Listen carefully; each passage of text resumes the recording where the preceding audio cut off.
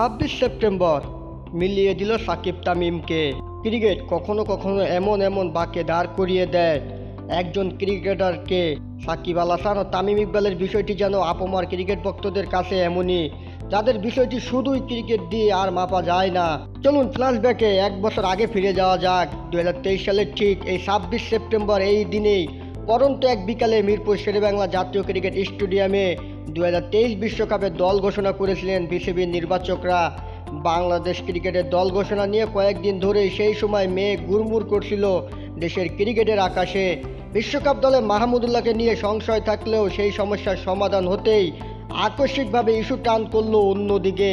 প্রধান নির্বাচক মিরাজুল আবদিন নান্নুর ঘোষিত দলে নেই তামিম ইকবাল। অথচ তামিম তখন ঘরের মাঠে নিউজিল্যান্ডের বিপক্ষে ওয়ানডে সিরিজ খেলে ফেরার সব প্রস্তুতি নিয়ে রেখেছিলেন। ঠিক 1 বছর আগে 26 সেপ্টেম্বর বিশ্বকাপ দলে তামিমের না থাকা নিয়ে টালমাটাল দেশের ক্রিকেট। এরপরের ঘটনা নিশ্চয়ই জানেন। তামিম একটি ভিডিও বার্তায় বলেন, আমাকে মনে রাখেন, ভুলে যায়েন না। ঠিক 1 বছর পর 26 সেপ্টেম্বর সাকিবের অবসরের ঘোষণা দিলেন টেস্ট আর টি-20 থেকে। বিদায় ঘোষণা সাকিব চাইলেন বলতে, আমাকেও মনে রাখেন, ভুলে যায়েন না। মজার ব্যাপার, বাংলাদেশ টেস্ট দলের সদস্য না হয়েও তামিম কিন্তু এই মুহূর্তে কানপুরেই আছেন। ভারত সিরিজে তিনি ধারাভাষ্যকার হিসেবে কাজ করছেন। চেন্নাইয়ে মাইক্রোফোন হাতে সাকিবের ফিটনেস নিয়ে তার সন্দেহ সংশয় নতুন করে আলোচনা ঝড় তুলেছিল। কথা উঠেছিল সাকিবের ফিটনেস ইস্যু নিয়ে, আর তাতে সাকিবের একাদশে রাখা নিয়েও প্রশ্ন উঠে গিয়েছিল।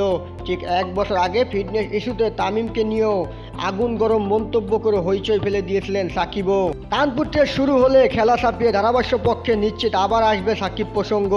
অবসরের ঘোষণার পর এই আলোচনা আবারও জোরালো হবে নিশ্চিত। তামিম নিশ্চয়ই অনেক কিছু বলবেন সাকিবকে নিয়ে।